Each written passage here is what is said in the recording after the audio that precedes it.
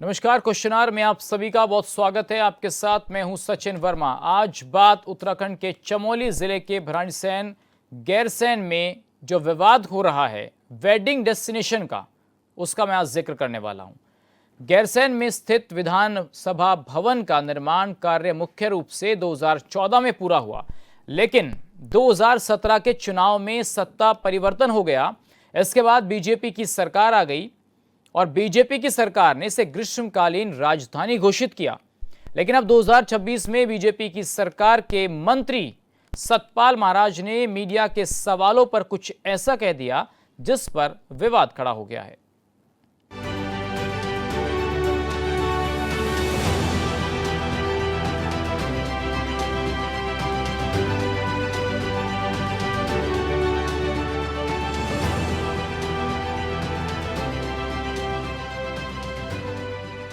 2017 से उत्तराखंड में बीजेपी की सरकार चल रही है, जो विकास कार्यों को लेकर अक्सर बड़ी बड़ी बातें करती है। राज्य गठन के पहले ही आंदोलनकारियों ने पहाड़ की राजधानी पहाड़ में बनाने का सपना देखा था, जिसे आज तक पूरा नहीं किया गया।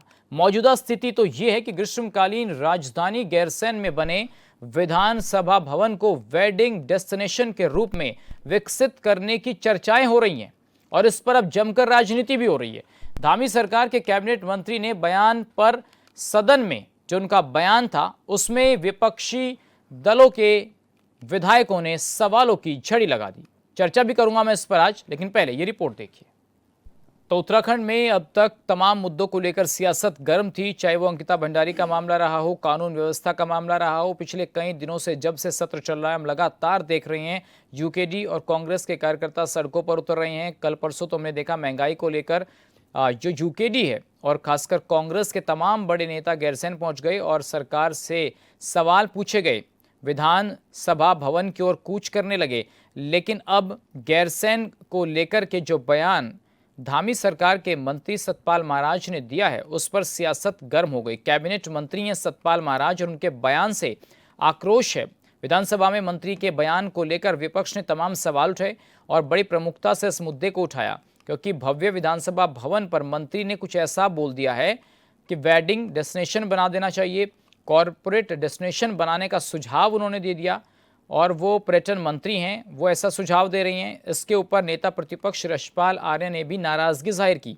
कांग्रेस कार्यकाल में विधानसभा भवन का निर्माण हुआ था गैरसैंण में और उसके बाद बीजेपी ने गैरसैंण को ग्रीष्मकालीन राजधानी घोषित किया। कांग्रेस ने गैरसैंण को स्थायी राजधानी बनाने की घोषणा भी की है। अब कांग्रेस पूछ रही है कि गैरसैंण को लेकर बीजेपी का क्या प्लान है, क्या उनकी सोच है, क्या बीजेपी सरकार चुपचाप कोई नीति बना रही है, ये कांग्रेस पूछ रही है। और क्या सरकार गैरसैंण को निजी हाथों में सौंपना चाहती है, ये बड़ा सवाल है कि क्या इसका भी निजीकरण हो जाएगा। क्या विधानसभा को निजी हाथों में सौंपना चाहती है? जो प्राइवेटाइजेशन की बात लगातार विपक्ष उठा रहा है कि सब निजीकरण हो रहा है देश में, क्या अब विधानसभा जो भवन है हमारे, जिनको लोकतंत्र का मंदिर कहते हैं, क्या उनमें अब शादी ब्याह, वेडिंग डेस्टिनेशन और कॉरपोरेट मीटिंग्स होंगी? क्या इसकी कल्पना की जा सकती है? सरकार सरकारी संपत्तियों को नीलाम करने में लगी हुई है, ये कांग्रेस का आरोप है। और इसके अलावा गैरसैंण विधानसभा जो भवन है वो संघर्ष, सपनों और आंदोलनकारियों की भावनाओं का प्रतीक है। क्या इस भावनाओं के प्रतीक को कॉरपोरेट के तौर पर, बिजनेस के तौर पर, कमाई के तौर पर देखा जा सकता है? ये एक बड़ा सवाल है। इसके अलावा भवन का शादी, बारात या कॉरपोरेट कार्यक्रमों के लिए उपयोग क्या अस्मिता का अपमान नहीं है? क्या आंदोलनकारियों ने स्थायी राजधानी बनाने का जो सपना देखा था, क्या वो ऐसे पूरा होगा? क्या आंदोलनकारियों के सपनों पर आज काम हो रहा है? ये कई अहम सवाल हैं जो मैं अगले 1 घंटे तक अपने मेहमानों से पूछेंगे। और सवाल बीजेपी से भी होगा कि क्या वेडिंग डेस्टिनेशन बनाना, कॉरपोरेट डेस्टिनेशन बनाना, क्या सपना पूरा होगा उत्तराखंड वासियों का? एक तरफ तो उनकी भावनाओं का मुद्दा है, उनकी अस्मिता का मुद्दा है, उनकी ये मांग है, क्योंकि 25 साल से ज़्यादा उत्तराखंड को बने हुए हो गए और लगातार 90s के दशक से मैं तो कहूँगा कि यूकेडी लगातार इस मांग को हमेशा उठाती रही है कि भाई पहाड़ की राजधानी पहाड़ों में होनी चाहिए, पहाड़ का पानी, पहाड़ की जवानी यहीं के काम आनी चाहिए। तो ये मुद्दा लगातार जब उठ रहा है तो अब इसको वेडिंग डेस्टिनेशन बनाने का बयान देना किस लिहाज से सही माना जा रहा है? और कांग्रेस इसे पूछ रही है कि भाई भावनाओं के मुद्दे को आप कमाई का मुद्दा क्यों बना रहे हैं? तो ये बड़ा सवाल है। क्योंकि उत्तराखंड के पर्यटन मंत्री हैं सतपाल महाराज, जिन्होंने हाल ही में बयान दिया है। कुछ लोग इसको विवादित बयान मान रहे हैं क्योंकि गैरसैंण में जो विधानसभा भवन बना है वो बहुत भव्य भवन बनकर तैयार हुआ है और उसको लेकर वेडिंग डेस्टिनेशन बनाना, उसके रूप में विकसित करना, इसका प्रस्ताव रखना, ये कितना जायज है, कितना अहम है। इसके अलावा मंत्री ने साफ तौर पर कहा कि करोड़ों की लागत से ये भवन बना हुआ है, अंदाजा लगभग 150 करोड़ के आसपास का है इस भव्य विधानसभा भवन को बनाने में जो खर्च हुआ है। और इसको ये कहा गया है कि केवल ये सफेद हाथी बनकर ना रहे। तो महाराज ने कहा कि करोड़ों की लागत से बना ये भव्य विधानसभा भवन केवल सत्र के दौरान ही उपयोग में आता है। उन्होंने चिंता भी जाहिर की है और ये कहा कि भाई भवन महज एक सफेद हाथी बनकर ना रह जाए, इसलिए इसका साल भर उपयोग होना चाहिए। उनका यह भी मानना है कि यदि इस परिसर में शादियां होंगी, कॉरपोरेट इवेंट्स होंगे, उनका आयोजन होगा, तो इससे सरकार को आर्थिक लाभ भी होगा और स्थानीय लोगों के लिए रोजगार के अवसर पैदा होंगे। अब सवाल ये भी है कि भाई अगर आपको वेडिंग डेस्टिनेशन, मैरिज हॉल, शादी ब्याह के लिए कुछ ऐसी व्यवस्थाएं करनी है कि लोग पहाड़ों में आएँ, आपकी इनकम बढ़े, तो आप इस एरिया में क्यों नहीं वेडिंग जोन या वेडिंग डेस्टिनेशन बना देते। या पहाड़ के अंदर और भी बहुत खूबसूरत जगहें हैं जिन पर मुख्यमंत्री पुष्कर सिंह धामी काम भी कर रहे हैं और उन्होंने इस बयान के बाद कहा भी है कि हम चाहते हैं कि वेडिंग डेस्टिनेशन बने, लेकिन उत्तराखंड के विधानसभा को नहीं, अलग अलग जगहों पर उन्होंने कहा। तो आज सवाल मैं इसी पर पूछूंगा कि गैरसैंण गैर क्यों हो गया है और सतपाल महाराज का ये बयान उत्तराखंड के लोगों को कितना रास आ रहा है और जो सियासी बयानबाजी हो रही है उसे उत्तराखंड की जनता किस लिहाज से देख रही है। तमाम खास मेहमान हमारे साथ जुड़ गए हैं। बीजेपी के प्रवक्ता संजीव वर्मा जी हमारे साथ जुड़ेंगे। आशीष सैनी जी वरिष्ठ कांग्रेस नेता हमारे साथ हैं, स्वागत आशीष जी आपका। राकेश जानी जी यूकेडी के प्रवक्ता हैं, हमारे साथ स्टूडियो मौजूद है, बहुत स्वागत राकेश जी। राकेश मिश्रा जी राजनीतिक विश्लेषक मेरे साथ स्टूडियो मौजूद हैं, बहुत स्वागत राकेश मिश्रा जी। और राजीव जी वरिष्ठ पत्रकार भी थोड़ी देर में मेरे साथ जुड़ेंगे, उनसे भी हम लगातार बातचीत करेंगे। आप सभी मेहमानों का बहुत स्वागत है एक बार फिर से। तो आशीष सैनी जी, अब देखिए सतपाल महाराज जी ने जो बयान दिया है, वेडिंग डेस्टिनेशन बनाना, कॉरपोरेट डेस्टिनेशन बनाना, उनका ये मानना है कि भाई साल में 2 या 4 दिन, ग्रीष्मकालीन राजधानी है, 2-4 दिन यूज होती है, लेकिन बावजूद उसके 300 से ज्यादा दिन तो खाली रहता है। तो वो कह रहे कि भाई इनकम बढ़ेगी सरकार की। आप किस लिहाज से देख रहे हैं उनके इस बयान को? साफ नहीं आ रही है। दूसरा, आपने गैरसैंण को जो बनाने की बात कही, डेस्टिनेशन वेडिंग का पॉइंट गैरसैंण विधानसभा क्षेत्र को, यह दरअसल इस सरकार के लोगों की वो चर्चाएं हैं जो वो आपस में बैठकर करते हैं और निश्चित रूप से उनकी चर्चाएं जमीनों को हथियाने, जमीनों को किसी भी तरीके से किसी भी नाम पर आवंटित करने और सरकारी जमीनों पर इस सरकार के लोगों की नजर गड़ी हुई है, ये उसका एक परिणाम सामने आया। गैरसैंण को लेकर हमारी जो सोच है वह केवल एक भवन के निर्माण और उस भवन के मेंटेनेंस तक नहीं है। उस भवन से उत्तराखंड की जो पहाड़ी क्षेत्रों की, दूरगामी क्षेत्रों की जो तकदीर लिखी जाने वाली है, उसकी एक स्मारक के रूप में हम गैरसैंण को देखते हैं।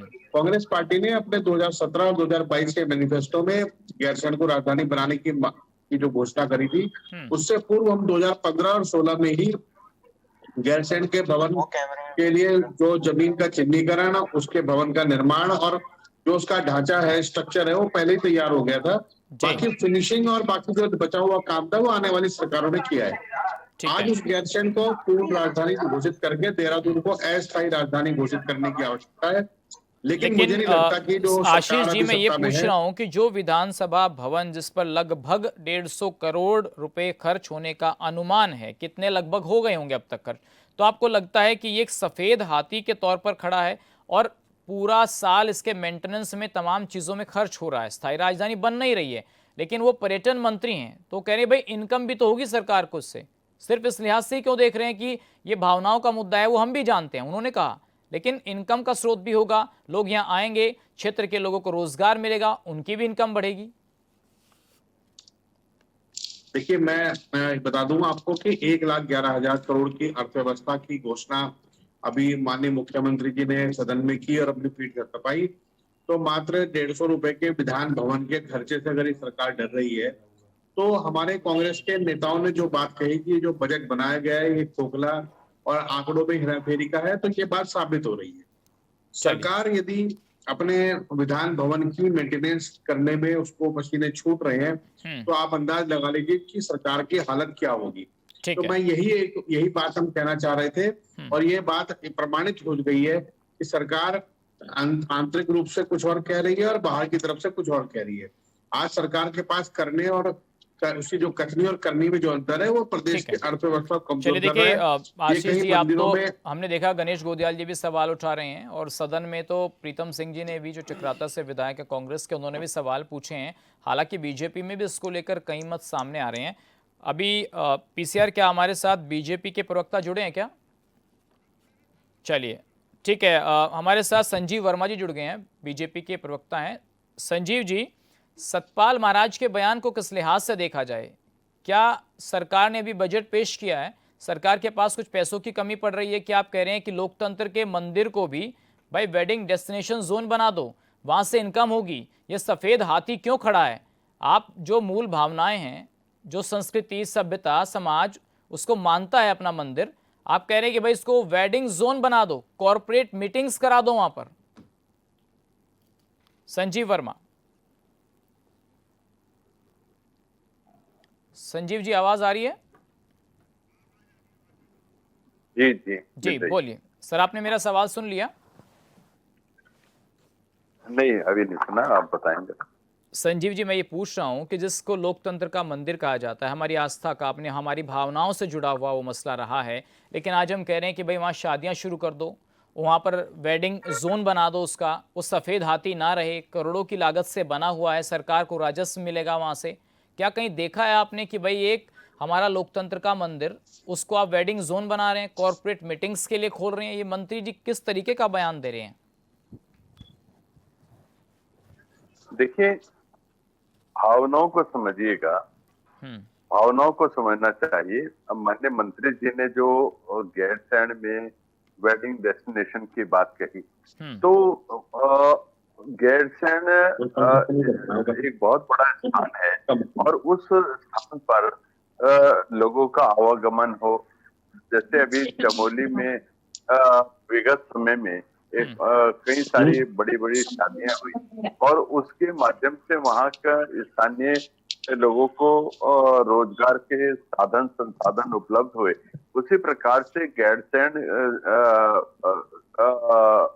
जो क्षेत्र है, उस क्षेत्र में वेडिंग डेस्टिनेशन बनाए जाएं, चमोली में बनाए जाएं, सर मैं ये नहीं कह रहा हूँ, देखिए मुझे कोई दिक्कत नहीं है, प्रदेश की जनता को कोई दिक्कत नहीं है। Sanjeev ji, let me talk. Sir आप सवाल सवाल तो सुनिए। और जितना भी हमारा पर्वतीय क्षेत्र है, उसको रोजगार स्वरोजगार से जोड़ा जाए। संजीव जी, मुझे एक बात बताइए। संजीव जी एक मिनट, सर एक मिनट सुन लीजिए। संजीव जी एक मिनट सुनिए, सर सवाल सुन लीजिए। उत्तराखंड में कोई ऐसा शख्स होगा जो ये कहेगा कि भाई चमोली डिस्ट्रिक्ट में या पहाड़ों में कहीं भी सरकार वेडिंग डेस्टिनेशन बनाइए, लोगों को रोजगार दीजिए, उसमें किसी तरीके की किसी को आपत्ति नहीं होगी? लेकिन सर आपके मंत्री कह रहे हैं कि जो विधानसभा का भवन है, जो मंदिर है, वो सफेद हाथी है, उसको दे दो, शादियां कराओ। मैं उसकी बात कर रहा हूँ। सतपाल महाराज का आश्रम दे दीजिए हरिद्वार वाला। मैं सर क्षेत्र की बात नहीं कर रहा हूँ संजीव जी, मैं क्षेत्र की बात नहीं कर रहा हूँ। आप उस एरिया को छोड़ दीजिए, 47 एकड़ को छोड़ दीजिए, आप कहीं भी बना लीजिए, किसी को कोई आपत्ति नहीं होगी, सब स्वागत ही करेंगे। देखिए, उनका कहने का भाव आप नहीं समझे, या ये जो कांग्रेस पार्टी वाले हैं, ये बात का पतंगड़ बनाने में पूरी तरह से माहिर हैं। उन्होंने बात का पतंगड़, आप फिर कांग्रेस पर भाषण मत दीजिए ना। ये हर बार का आपका नाटक है, आप कांग्रेस पर भाषण देना शुरू कर देते हैं कि कांग्रेस ऐसी है। भाई आप भाजपा में हो, संजीव जी, कांग्रेस वालों ने थोड़ी ना कहा है सतपाल महाराज जी से कि भाई आप जाकर के कह दो, ठीक है वो कभी कांग्रेस में रहे हैं, इसका मतलब ये थोड़ी है चलेगी। ये कान में से लीड हटा लेते, सुनना बंद कर देते हैं। यही इनके मुख्यमंत्री कर रहे हैं, यही ये काम कर रहे हैं। लेकिन ये कांग्रेस वाले जिनको ना बार बार कांग्रेस करते रहेंगे, बीमारी हो चुकी है इन्हें। ये अपनी 47 विधायकों की बहुमत की सरकार की बात नहीं कर पाएंगे, कांग्रेस करते रहेंगे, यही बीमारी है इनमें।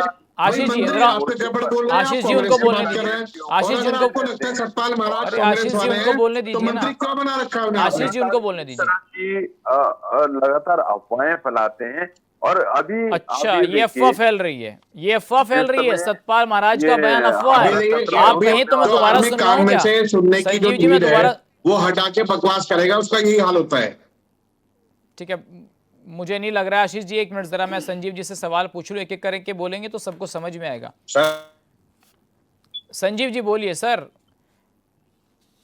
संजीव जी आवाज आ देखिए, रही है? जिस समय सत्र आउट, हाँ जी आवाज जी बोलिए बोलिए। देखिए, जिस समय सत्र आउट होने वाला था उससे तुरंत पहले कांग्रेस पार्टी आपके चैनल पर ही एक डिबेट हुई थी, जिसमें यही कांग्रेस पार्टी वाले लगातार एक बात का बार बार शोर शराबा कर रहे थे कि 4 दिन का ही आपने सत्र का समय क्यों रखा, इसको 15 दिन होना चाहिए था, महीना भर होना चाहिए था। मैं आप ही से पूछना चाहता हूँ, आपके 10 साल का आपका शासनकाल रहा, कम से कम कितनी बार आपको भी जिस अवसर मुद्दे मिला पर होगा? डिबेट है जरा उसी पर बात कर ले एक बार। सर आपने आप, इनको नुक्कड़ सभा के लिए बुलाया क्या यहाँ पर? अरे संजीव जी, आप अरे श्रीमान जी, मेरी बात पूरी होने दीजिए पहले। आपने कितनी बार सत्र की अवधि 4 दिन या 3 दिन से अधिक रखी, आपको जवाब देना चाहिए। और जिस सर समय मैं ये सत्र पूछ में रहा हूँ, अरे संजीव जी जरा रुक जाइए ना। एक मिनट, हाँ जिस समय सत्र में अपनी बात रखने का समय होता है, वो पूरा समय तो आप शोरगुल और संजीव हंगामा जी, मैं करने में मैं व्यतीत चर्चा कर विधानसभा देते पे हैं। नहीं कर रहा हूँ कि आपको किसने मौका दिया, किसने नहीं दिया। मैं एक सवाल पूछ रहा हूँ Sanjeev ji, just a minute, मेरा सड़कों के क्वेश्चन सुन ऊपर लीजिए। आके आप शोर मचाने का काम करते हैं। संजीव जी मैं ये तो पूछ ये रहा हूँ आपसे, आपकी एक नीति एक और मिनट सर। नियत बन संजीव चुकी जी मैं है। ये पूछ रहा हूँ, क्या विधानसभा अध्यक्ष को एक औपचारिक प्रस्ताव भी सौंपा है आपके मंत्री ने, क्या जिसमें आपके कहा गया यहाँ है कि गैस पर्यटन सिलेंडर मिल विभाग रहा को है? ये सौंपा गया है कि भाई इसको वाइब्रेट डेस्टिनेशन बनाया जाना चाहिए। और आपकी ही विधानसभा जो अध्यक्ष हैं उन्होंने साफ तौर पर क्या इस आप बात जानते हैं को कि मोदी इनकार कर सरकार दिया। इसके उन्होंने लिए कहा कि एक जिम्मेदार है? संवैधानिक भवन है, ऐसा नहीं हो सकता। आश्चर्य जाहिर कर रही हैं विधानसभा के अध्यक्ष। तो सर अब बताइए, ये तो अफवाह कांग्रेस नहीं फैला रही है ना संजीव जी? देखिए, अगर सतपाल महाराज जी ने कोई वेडिंग डेस्टिनेशन की बात कही है तो वो वेडिंग डेस्टिनेशन कोई विधानसभा, क्योंकि गैरसैंण ग्रीष्मकालीन जो हमारी विधानसभा है, अच्छा, उसको नहीं वो कहा। गैरसैंण में है। ठीक, उसको चलिए उसके लिए ठीक है बात संजीव, नहीं थोड़ा हुई है, थोड़ा और बल्कि रिसर्च कर लीजिए झूठ बोल रहे कि हैं, झूठ। पार्टी का क्या स्टैंड है। सर गैरसैंण थोड़ा में और रिसर्च कर अन्यत्र लीजिए। स्थानों पर, अब मुझे पता है कि अन्यत्र आपके स्थानों प्रवक्ताओं पर को हो सकता है भाई ये वेडिंग बताया गया हो कि डेस्टिनेशन नहीं भाई इसको बने ऐसा बोल और दीजिए। ज्यादा से आप ज्यादा बताइए लोग ध्यानी जी, गैरसैंण भी जाएं आपको क्या लगता है? फिर और मुझे मिश्रा जी के पास भी जाना है ब्रेक से पहले। चमोली जाएं, दुर्भाग्य है ध्यानी जी आप जाएं, बोलिए। टिहरी जाएं, कि अन्य जगहों पर जाएं, संजीव वर्मा जी लोगों को का डिफेंड आवागमन करना बढ़े, पड़ रहा है। पर्यटन नेता के बढ़े, मुंह से इस शब्द और निकल चुके हैं। उन्होंने और उनका इशारा मान्यवर इस सुन और लीजिए, था। आपके सुन सुनने लीजिए में वर्मा गलती जी, हुई। सुन लीजिए। आपकी मजबूरी समझ सकता हूं मैं कि नेता के मुंह से शब्द निकल गए और आप पार्टी के प्रवक्ता है तो नेचुरली आपने डिफेंड करना ही है। आपकी आत्मा को भी पता है कि गलत शब्द निकल चुके हैं। सफेद हाथी उस जगह को बोल रहे हैं जो लोकतंत्र का मंदिर जिसे हम मानते हैं, जिसके लिए हमारे प्रदेश के लोगों ने शहादत दी है। शहादत के अलावा लोगों जो 1.25 करोड़ यहाँ की जनता है उनकी भावनाएं हैं, और उसको आप सफेद हाथी और उसको एक कॉर्पोरेट और वेडिंग डेस्टिनेशन बनाने की कैसे तो आपने सोच लिया है। ये उन 42 शहादतों का अपमान है, ये उन 1.25 करोड़ जनता का अपमान है जिस लोकतंत्र के मंदिर को पूजने के लिए मतलब विधानसभा है, विधानसभा हमारी वहां पे चलती, वहीं से हमारे नीति निर्धारण, वहीं से हमारे प्रदेश का उत्थान होना है। और उसके लिए आपने ऐसे, अगर सच्चे मायने में आज पूछा जाए तो सफेद हाथी हमारे 70 लोग बैठे हुए विधानसभा के अंदर, 4 पेंशन ले रहे हैं, भत्ते इनके बढ़ाए जा रहे हैं, वो सफेद हाथी है, न कि वो मंदिर जिसकी बात सतपाल महाराज जी कर रहे हैं। तो इससे पता चलता है कि सतपाल महाराज जी कितना ज्ञान लेके वहां गए हैं। केवल आर्थिक इनकम, मतलब इस भारतीय जनता पार्टी का एक चरित्र हो गया है कि जहां से पैसा कमाया जाए बस उस पर ध्यान दो, जनता को मरने दो।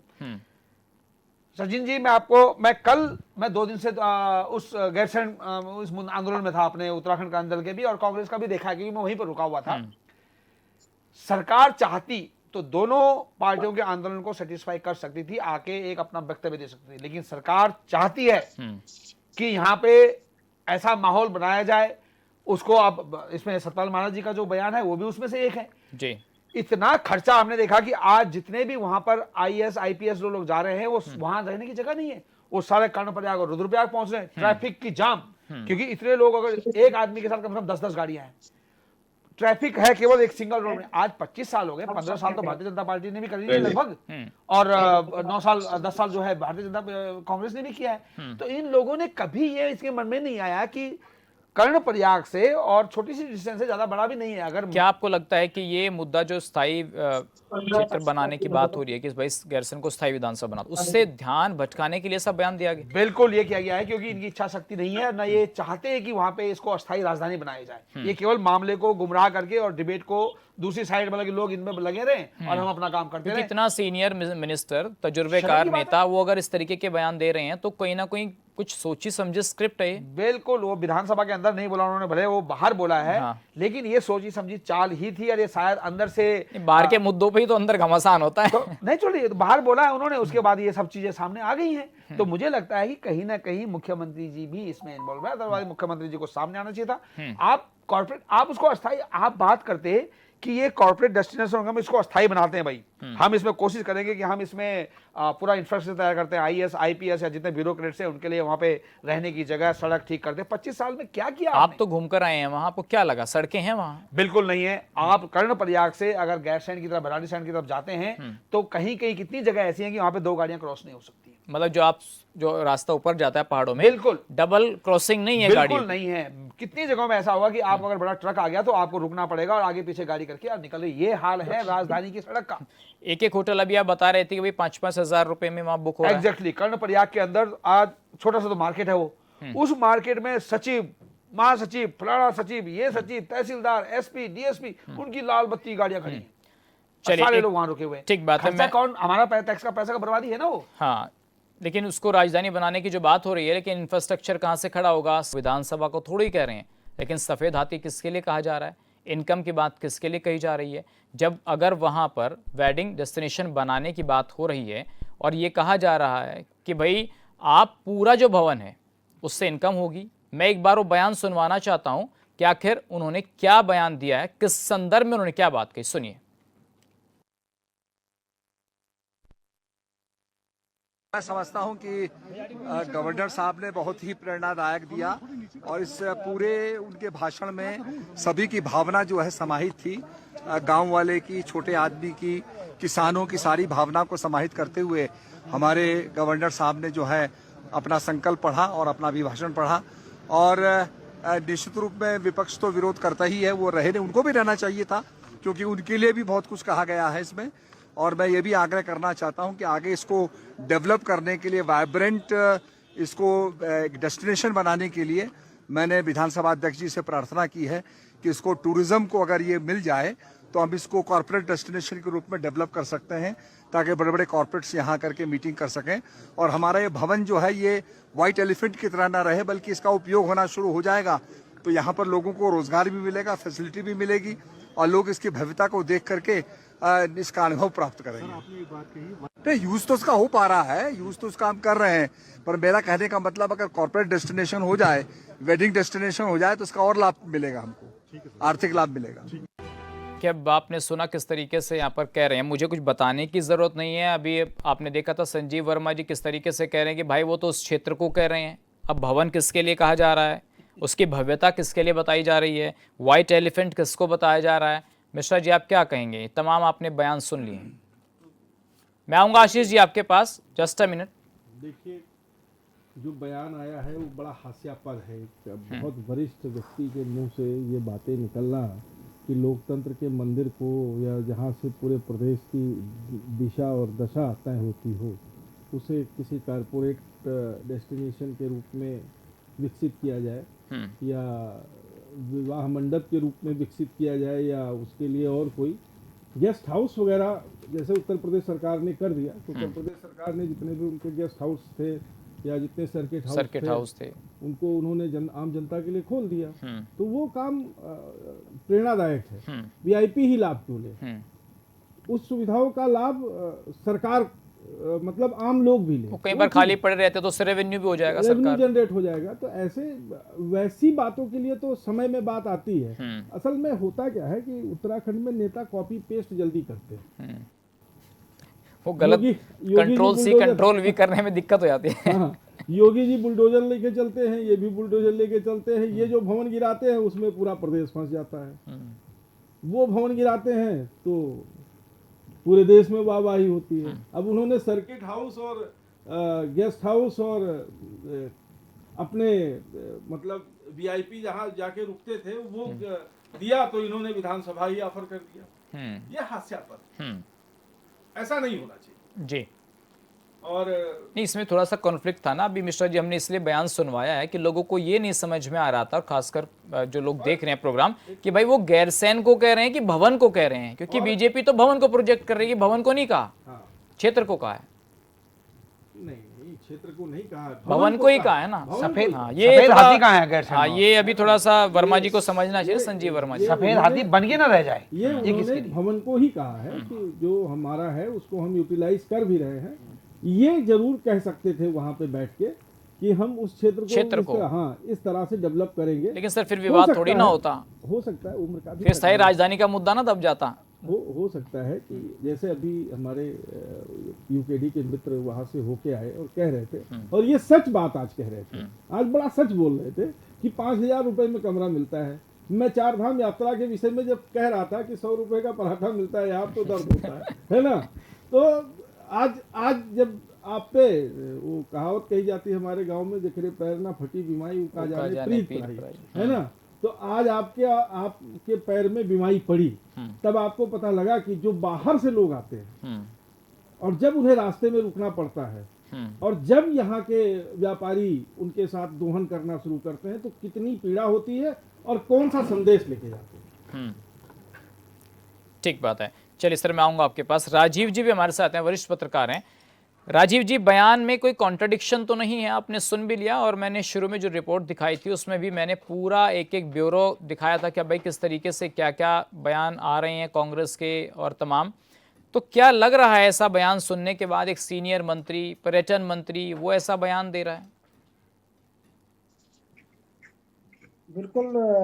दरअसल जो है मंत्री जी जो कह रहे हैं, सबसे पहली बात उनको कहने से पहले तो ये समझ आना चाहिए कि भाई कि हम जो विधानसभा का जो भवन बना है वो किस पर्पज से बना है। उनको तो कुछ और नजर आ रहा है, वो है ना। पर्यटन मंत्री हैं, संस्कृति मंत्री है, तो उसी दृष्टिकोण से देख रहे हैं। ये नहीं देख रहे कि जहाँ पे उनको ये कहना चाहिए था कि हमारा जितना मंत्रालय है, लोग बार बार राजधानी की मांग कर रहे हैं, जितने मंत्रालय हैं कम से कम पूरे सीजन वहां बैठे, गर्मियों के सीजन पे पूरे 6 महीने और जगह बैठते हैं, जैसे 6 महीने पूरे वहां बैठे। वो ये कहते, कुछ और कहते, आबाद होता। वो कह रहे हैं कि शादी वहां वेडिंग डेस्टिनेशन बना दो। अरे भैया ये बताओ कि अगर आपको ये करना तो दुनिया भर की जगह पड़ी है, और जगह ले जाते। महाराज जी ने बिल्कुल जो है, जो उनका जो कहना है, उन्होंने जन भावनाओं का बिल्कुल एक तरह से मजाक उड़ाया है, अपमान किया है। और दूसरी एक बात है, जो अस्थायी राजधानी की जो मांग को लेके जो यूकेडी वाले जो प्रदर्शन करने वाले हैं, उसको लेके उन्होंने ये मुद्दा डाइवर्ट करने के लिए ही उन्होंने कहा, उन्होंने सोचा होगा कि ये मैं इस तरह का बयान दूंगा तो सब चीजें डाइवर्ट होंगी और उनका हाईकमान उनकी। तो राजीव जी, आप ये मान रहे हैं कि भाई जो स्थायी राजधानी बनाने का मुद्दा है, इसको विपक्ष यहाँ हवा देगा तो ये प्रदेश में जाएगा, और इससे भावनाएं लोगों की जुड़ी हुई हैं, तो ये ज्यादा बड़ा मुद्दा हो जाएगा। बजाय एक मंत्री ये कह दे कि नहीं, इसको वेडिंग डेस्टिनेशन बना रहे हैं, बजाय ये कि वेडिंग डेस्टिनेशन बना रहे हैं। इनके 2 विधायकों ने, विनोद चमोली और महंत ने क्या कहा था, वो गैरसैंण जाने को किस तरह से बात कर रहे थे। और जो उनका बयान था, जो अगर विनोद चमोली जी का सुने कि किसी के बाप को भेजेंगे, मतलब जो उनकी भाषा थी, उस भाषा को भी अगर आप दोबारा से देखेंगे, सुनेंगे, तो देखिए किस तरह से बात कर रहे थे। कुल मिला के जो गैरसैंण, अब चुनावी सीजन है तो गैरसैंण का मुद्दा है, इस गैरसैंण के मुद्दे को भटकाने के लिए, भरमाने के लिए ही उनका सतपाल महाराज जी का, जहां तक मुझे लगता है कि बयान दिया है उन्होंने। और दूसरे, उनको शर्म आनी चाहिए कि जिस गैरसैंण को राजधानी बनना चाहिए, जिस गैरसैंण के लिए लोगों ने शहादत दी, जिस गैरसैंण के लिए आज भी लोग आंदोलन कर रहे हैं, उस गैरसैंण को लेकर इतना हल्का फुल्का बयान दे रहे हैं। उनको शर्म आनी चाहिए। कुछ अच्छा बयान देते, कुछ ऐसा देते कि जिससे डेवलपमेंट की बात झलकती, जिससे कुछ और झलकती। उनकी दिमाग में पता नहीं क्या फिजूल भरा रहता है कि वो ये कर दो। अरे आपके जहाँ के ये रहने वाले हैं बैजनाओं की तरफ, लैंसडाउन की तरफ, उसको बताओ ना खिरसू आपने बनाया, महाराज जी का मंत्रालय है, खिरसू में आपने एक गेस्ट हाउस बना रखा है, वो गेस्ट हाउस में क्या बुरे हाल वहां जाते ठीक है, तो करके आते हैं। ठीक है, लेकिन महाराज जी तो ठीक है, पौड़ी के ठीक है गेस्ट हाउस राजीव पे, जी, अगर मैं पौड़ी आऊंगा का जो आपके पास, GM मैं आऊंगा। आशीष जी, अब ये बताइए, कुछ लोगों का ये मानना है, इस पर अलग अलग अलग विचार हैं आशीष जी, कि भाई आवास हो, भव्य भवन हो, हेलीपैड हो, लोकेशन हो, इसके नजरिए से ये स्थान किसी बड़े आयोजन के लिए उपयुक्त तो है, लेकिन जो राजस्व मिलने की बात हो रही, जैसा कि अभी आपने कहा भाई इतना भारी भरकम बजट सरकार पेश कर रही है, और वो इस भवन से ऐसा कितना इनकम जनरेट कर लेगी जो कंट्रीब्यूशन होगा यहाँ पर इकोनॉमी में। तो सवाल ये है कि कुछ लोग मान रहे हैं कि नहीं भाई, अगर इसका उपयोग होता है तो दिक्कत क्या है? देखिए, मैं आलोचना करने के बजाय मैं इसका थोड़ा सा पक्ष करना चाहूंगा, अगर आप मुझे 60 सेकंड का समय देंगे। जी। मैं चाहता हूं कि जो सतपाल महाराज जी ने कहा है बिल्कुल ठीक का है, और हम गैरसैंण में अगर उनकी ऐसी कोई योजना है तो मैं चाहता हूं उस योजना का विस्तार किया जाए। सतपाल महाराज जी का हरिद्वार में एक आश्रम है, वो प्रदेश के नाम उसे समर्पित कर दें, उसकी आय प्रदेश की आय घोषित कर दें, और वहां पर डेस्टिनेशन वेडिंग का काम शुरू कर दें। नंबर एक बात। दूसरा, सतपाल महाराज जी ने अपनी सरकार ने, उनकी सरकार ने रामदेव को एक जमीन दी है जो जॉर्ज एवरेस्ट की है, 30,000 करोड़ की जमीन मात्र 1 करोड़ रुपए किराए पर दे दी गई है वर्ष वार्षिक। और आपने देखे वो 30,000 करोड़ की जमीन पर 200 रुपए एंटी टैक्स भी लगा दिया है। वो अब इनके बस का नहीं है कि उसे रोक सके। यानी इनकी नजर केवल सरकारी संपत्तियों की लूट पर है। जी। आज पूरे प्रदेश में और पूरे देश में जो स्थिति बनी हुई है, जमीनों को लेकर जो बंदरबाट हो रही है, भूमि अध्यादेश कानून का जो मखौल उड़ाया जा रहा है। और मैं आपके सामने कहूं कि हम बहुत, जो आपके पैनलिस्ट बैठे हैं सब लोग बहुत समझदार लोग हैं और बहुत ज्ञानवान लोग हैं और बड़े विषय पर बात करने वाले लोग हैं, लेकिन अगर आप भारतीय जनता पार्टी के प्रवक्ताओं की भाषा और सोच देखने का काम करेंगे तो माफ करना, मुझे नहीं लगता कि उनका इस तरह है कि वो किस तरह की डिबेट में बैठे। जैसे उन्होंने झूठ बोलने का काम किया और बोलते वक्त जैसे अपने सुनते वक्त अपने कान की लीड निकाल दी कि दूसरे की बात नहीं सुननी है। अब मैं ये कहना चाहूंगा कि सतपाल महाराज जी की बात का हम विरोध करते हैं, और मैंने भी विरोध किया है और भाजपा प्रवक्ता ने भी विरोध किया है। उन्होंने कहा ये जो कांग्रेस वाले हैं ये गड़बड़ करते हैं। तो सतपाल महाराज जी तो कांग्रेस वाले हैं, कांग्रेस से गए हुए, तो इन्होंने सतपाल महाराज पर भी आरोप लगाया, साकेत बहुगुणा पर भी आरोप लगाया, सुबोध उनियाल पर भी आरोप लगाया, रेखा आर्य पर भी आरोप लगाया। ये कहा कि ये कांग्रेस वाले हैं, यही गड़बड़ कर रहे हैं, बाकी हमारी सरकार में सब ठीक है। तो इसीलिए मैं इनकी बात का भी समर्थन करता हूँ। ये बिल्कुल सही कह रहे हैं, जो कांग्रेस से गए हुए मंत्री हैं निश्चित रूप से भ्रष्टाचार को बढ़ावा दे रहे हैं और निश्चित रूप से कहीं ना कहीं जमीनों के बंदरबाट में लिप्त हैं, इसलिए उन पर कार्रवाई की जानी चाहिए। मैं खुद कांग्रेस पार्टी का पदाधिकारी होकर उन कांग्रेस वालों के खिलाफ हूँ जो बीजेपी में चले गए। चलिए सर, सतपाल महाराज जी ने राज्य की भावनाओं का अपमान किया है। लोग करेंगे उनका, क्योंकि हरक सिंह रावत बीजेपी में गए थे, फिर मालाएं आप लोगों ने पहनाई, तो ऐसा भी मत बोलिए कि कल जो है नहीं, बिल्कुल पहनाई। तो इसीलिए तो संजीव वर्मा जी उनकी आलोचना कर रहे हैं। वो कह तो रहे हैं कि ये कांग्रेस वाले ही गड़बड़ करते हैं। तो आप जिन गड़बड़ करने वालों को वापस भेज दीजिए, कांग्रेस इनके बारे में क्या करना है वो डिसाइड कर लेगी, लेकिन आप निकालिए अपने यहाँ से। जरा एक बार फ्रेम में आ जाइए संजीव वर्मा जी, आप एक सेकंड सर, 10 सेकंड का रहेगा सर। हाँ सर, छोटी सी 10 सेकंड की बात रह गई। जल्दी बोलिए। ये अपने यहाँ दुष्यंत गौतम और इस तरह के जो बलात्कारी टाइप के लोग अगर इनके आरोप लगता है उनको ले लेते हैं, तो इन सबको मंत्रिमंडल में भर लें। ठीक है। फिर ये ना कहें कि अंकिता भंडारी की आत्मा को कष्ट हो रहा है, फिर ये ना कहें कि गैरसैंण के को इस तरह से अपमानित करने पर आंदोलनकारियों की आत्माओं को कष्ट हो रहा है। ठीक है सर, चलिए सर मैं आऊंगा आपके। संजीव वर्मा जी, आपको आवाज मेरी ही आ रही है, अदर गेस्ट का भी आप सुन रहे हैं? हाँ जी बताइए सर। लग रहा है कि आज आप सतपाल महाराज जी के बयान का, पर्यटन मंत्री के बयान सुनकर बड़े खुश हो रहे हैं ना, थोड़ा घूम रहे, टहल रहे हैं। नाराज है सर ये उनसे, नाराज है। नहीं। हाँ तो संजीव जी अब ये बताइए, चलिए मंत्री जी ने जो बयान दे दिया, को निकाल देंगे सर, मंत्री जी ने जो बयान दे दिया, आप मुझे ये बताइए, क्या इसको सुरक्षा की दृष्टि से सही माना जा सकता है? क्या ये प्रोटोकॉल का उल्लंघन नहीं होगा? सुरक्षा का, मुख्यमंत्री की, विधानसभा अध्यक्ष की, विधायकों की, क्या इतनी सस्ती है वहां की सुरक्षा? क्या वेडिंग जोन बना दीजिए, फिर देखेंगे 1 महीने बाद कि भाई वहां तो सत्र आयोजित हो रहा है। देखिए, भारतीय जनता पार्टी उत्तराखंड की जनभावनाओं के अनुरूप सब काम करती है और ग्रीष्मकालीन राजधानी बनाने का काम भी भारतीय जनता पार्टी की सरकार के द्वारा ही किया गया। उससे पहले 10 साल तक कांग्रेस की यहाँ पर सरकारें रही, दो टेन्योर कांग्रेस की सरकारों को भी मिले जिन्होंने गैरसैंण की लगातार अनदेखी करी, गैरसैंण को लगातार वो नेग्लेक्ट करते रहे और भारतीय जनता पार्टी ने जो उत्तराखंड की मात्र शक्ति की जो जनभावनाएं थी और आंदोलनकारियों की जो जनभावनाएं थी कि गैरसैंण को राजधानी के रूप में वो देखना चाहते थे और आम व्यक्ति भी ऐसा ही चाहता है, तो उन जनभावनाओं का संजीव जी, वो आदर मैं और समझ गया सम्मान कि आम करते जनता हुए क्या चाहती है। मुझे बता दीजिए, आम जनता सर ये भी चाहती है क्या? सर आम जनता ये भी चाहती है वेडिंग डेस्टिनेशन बन जाए? मेरे को बोलने देंगे श्रीमान, मेरे को बोलने देंगे सर। मैं तो जो टॉपिक है उस पर बात करेंगे तो ज्यादा समझ में आएगा। हाँ, तो मैं टॉपिक पे ही बात कर रहा हूँ, मैं टॉपिक पे ही बात कर रहा हूँ। तो देखिए, ग्रीष्मकालीन राजधानी बनाकर एक कदम आगे बढ़ाने का काम भारतीय जनता पार्टी ने किया और जिस प्रकार से कांग्रेस की सरकारों ने वहां के जो विधानसभा भवन है उसको एक तरह से सफेद हाथी की तरह तोड़ दिया है क्या वहाँ विधानसभा भवन? या आपकी ग्रीष्मकालीन राजधानी से पंखे उतार लिए हैं? कुछ तो किया होगा। 1% भी इन्होंने वहाँ के इंफ्रास्ट्रक्चर के डेवलपमेंट में की और बिल्कुल ध्यान दिया नहीं। और वहाँ नहीं, हम क्यों ध्यान देंगे महाराज?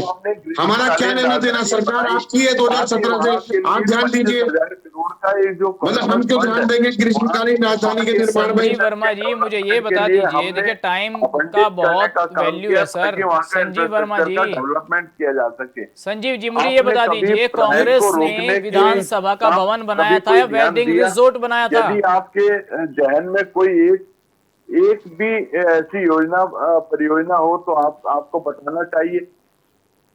आपने रिवर्स प्लान को बात का कुछ तर्क समझ में नहीं आ रहा। वेडिंग रिजोर्ट कांग्रेस ने बनाया था कि विधानसभा भवन बनाया था? वो कह रहे हम एक कदम आगे बढ़ गए, ग्रीष्मकालीन बना दिया। अभी थोड़ी देर में संजीव साहब ये भी कहने लगेंगे कि कांग्रेस वाले उत्तराखंड को कैसे लूटा खसोटा जाए, इसके ऊपर आपका पूरा फोकस रहा। देखो, आपने उत्तराखंड में भ्रष्टाचार की जड़ें ठीक है सर, वो बहुत सारे सर हम पहुंच चुके हैं बात पूरा सुन करके। फोकस रहा यहाँ पर ठीक है, आप बोलिए घोटाले, सर। इसमें क्या है कि और अभी जिस तरह से यहाँ के साधन संसाधनों को डेंट पहुंचाने का काम आपकी सरकारों ने लगातार करने का काम ठीक किया। है संजीव वर्मा जी, वो उसका टॉपिक नहीं है, आप बोलिए सर, आप बोलिए। काम किया, क्या बात कर रहे हैं? बोलिए, वो आप जाइए वहाँ, आवाज डाउन हो जाएगी। कितनी बेवकूफी की बातें चल रही है बताइए।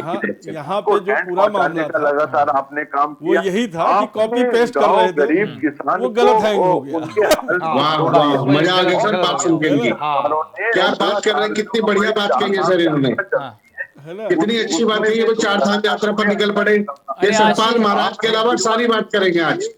आशीष जी जरा एक मिनट सुन लीजिए। वैचारिक संजीव वर्मा जी आप भी सुनिए। इनका संजीव व्यक्तित्व वर्मा जी है, आप भी सुन इससे अंदाजा लग रहा है कि एक सतपाल महाराज के बयान के अलावा सारी बात करने जा रहे हैं आज। संजीव वर्मा जी वो पूरा किस्सा नहीं सुनना है ना हमें, वो हम लगातार देखते सुनते हैं। जैसे नकटे देवता वैसे ऊंट पुजारी, तो आज जैसे मंत्री है वैसे इनके प्रवक्ता है। ठीक है आशीष जी आप मत बोलिए, फिर वो भी बोलेंगे।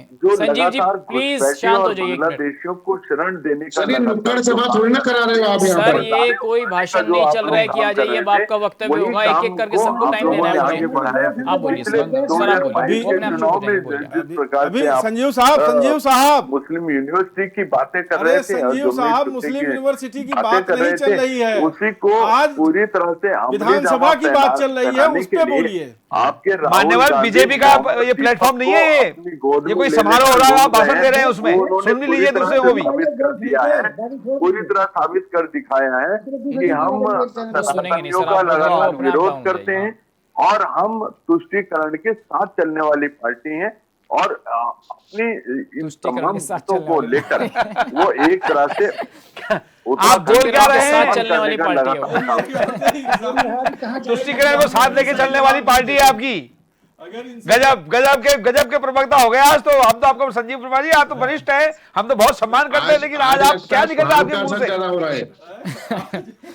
सतपाल महाराज जी से आगे निकल रहे हैं, कंपटीशन हो रहा है। आज की स्थिति तो हमें संजीव साहब का बयान सुनने के बाद ये लगता है इन्हें मंत्री बनाया जाएगा सतपाल महाराज जी को हटा के, कि ये अगर क्वेश्चन पेपर में भी जब एग्जाम देते रहे होंगे, चिंता करिए भैया, जब जब नहीं ये नहीं मेरी मुझे चिंता करने की कोई जरूरत नहीं है। अरे आशीष चार भाई, मंत्रियों को भेज तो रहे, आशीष देखा भाई, आर्य सुबोध आशीष उनियाल, साकेत बहुगुणा, सतपाल महाराज, इन्हें भेज तो रहे हैं आप सर बाहर बोलिए सर, वापस। समय का अभाव है, मिश्रा जी फिर बात नहीं हो पाएगी। हमारे आप पास बोलिए, कांग्रेस बस वो वाले जनता आपकी सुन पार्टी लेगी तो ना। गड़बड़ कर रहे भाजपा हैं, में इन्हें भाजपा बाहर के निकालिए। आपके हिसाब से आशीष भाई भाजपा का केवल एक ही मंत्री है। 15 लोग भी और आने वाले हैं पूरे ना। देश में गैस सिलेंडर गायब कर दिए इन्होंने। आप उनकी सारे चिंता गैस करिए। सिलेंडर खा गए उनकी इसकी चिंता पार्टी के करिए। लोग। लो जी, उनकी यही चिंता सेटिंग है, करिए।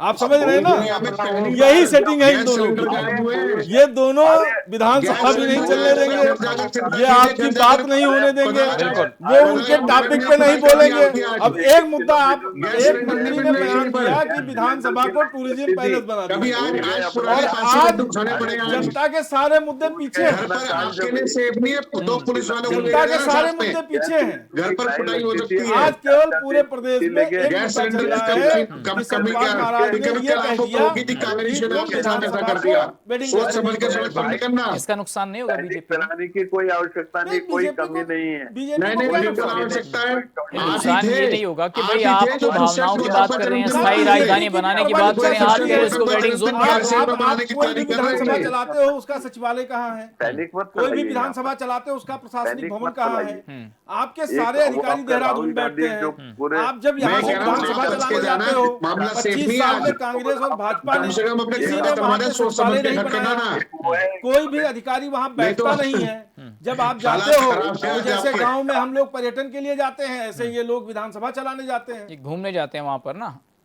इस तरीके से 4 दिन से ज्यादा वहां कोई होता नहीं है। अभी आप ही ध्यानी जी खुद ही कह रहे थे कि 5-5 हजार रुपए में हमें होटल मिल रहा है, 5-5, 10-10 हजार रुपए में वहां कमरे मिल रहे हैं।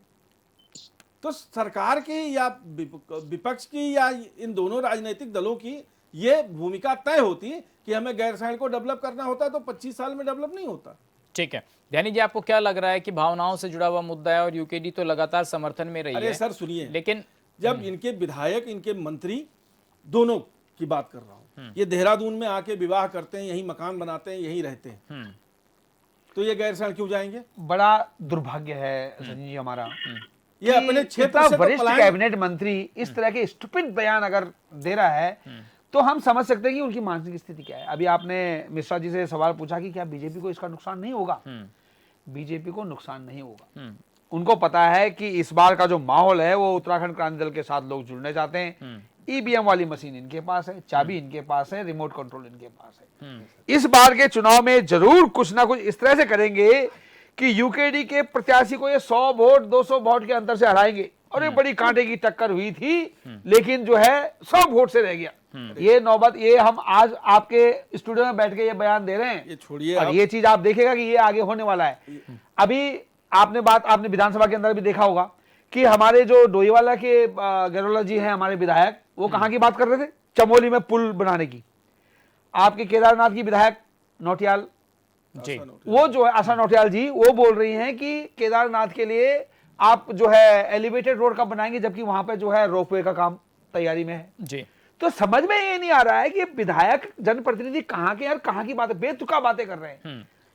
सुबोध उनियाल जी को सवाल कोई कुछ बोल रहा है, सुबोध उनियाल जी अपनी धुन में चल रहे हैं। मतलब इन लोगों की जो एजुकेशन है, इन लोगों की जो ट्रेनिंग है, ये मुझे लगता है कि बहुत ही नीचे दर्जे का है। ये कहीं बैठने लायक लोग नहीं है। लेकिन दुर्भाग्य हमारा है कि हमने उनको ऐसी जगह बैठा दिया है कि आज हमारा लोकतंत्र के मंदिर में ये लोग बैठ के नीति निर्धारण कर रहे हैं। तो ये दुर्भाग्य इनका नहीं, दुर्भाग्य हमारा। ठीक है। राजीव जी, आपको क्या लग रहा है कि भाई जिस आदमी की पहचान, जिस मंत्री की पहचान, उनका करियर राजनीतिक तौर पर आध्यात्मिक गुरु की छवि वाला हो और वो शख्स लगातार ऐसे बयान देता रहा हर एक मुद्दे पर जिस पर विवाद हो रहा है, अब सतपाल महाराज जैसा सीनियर मिनिस्टर, पर्यटन मंत्री ऐसा बयान दे रहा है, वो उनका खुद का बयान है या आपको लगता है कि नहीं पर्दे के पीछे की कुछ कहानी और ही है?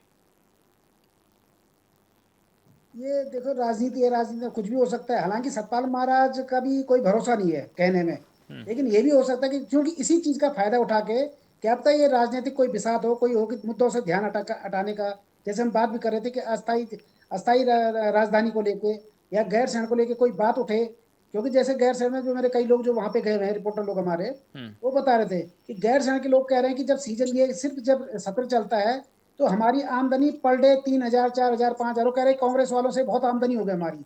ये इनके जो प्रदर्शन करने वाले लोग आए हैं, ये खरीद रहे हैं माल, है ना। ठीक है।